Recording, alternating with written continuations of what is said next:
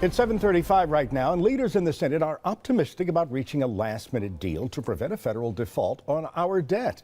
The Treasury Department says we will hit our borrowing limit at midnight. Now, all this comes as the government remains in a partial shutdown.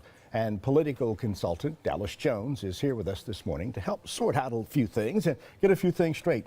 Thanks for being here, first off. Good morning, Jose. How are you? Doing well. First off, ratings agency Fitch says it's going to possibly downgrade us from AAA to lower than that. What does that mean? That means that it's kind of like your credit score. What it's saying is that we are uncertain about the gridlock in Washington, and essentially, if we're watching this, right, and that means that we're going to drop you down from an A1 credit score.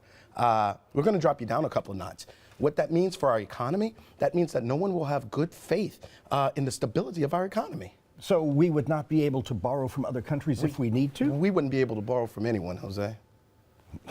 That's very blunt. Now, if the midnight deadline does pass and we do reach the debt ceiling, what are the markets in New York going to do? The market's going to tank. The last time we saw in 2011 an attempt of reaching the debt ceiling, we saw a drop in the S&P by 20 points. So what that means for us is that essentially we're going to see our banks, mortgage rates are going to go up, our stocks are going to plummet, and it means that here for the faith of our country, the economy, folks are just not going to have trust that we're going to pay our bills, and it's going to trickle down to the everyday person.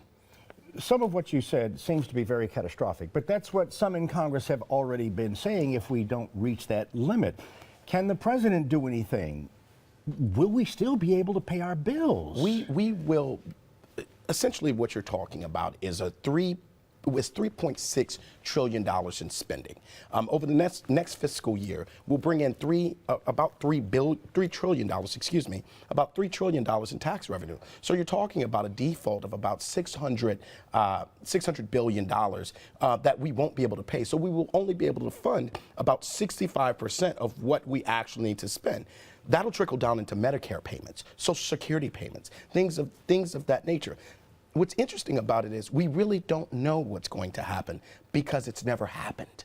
And that's why people are calling this a catastrophe of the worst kind for our economy. Are you optimistic that lawmakers can come up with some type of an agreement? Because we seem to be getting close, and then all of a sudden we're back to square one, and then we seem to be getting close again, then we're back to square one all over again. I hope so. I hope that the Congress remembers who sent them there and why. I'm reminded of the words of Barbara Jordan as I kind of watched this unfold, where she said, what the people want is simple. They want a government as good as its promise. Very prophetic words. Dallas Jones, thank you so very much for joining us here. Thanks and sharing your expertise in this matter. Absolutely.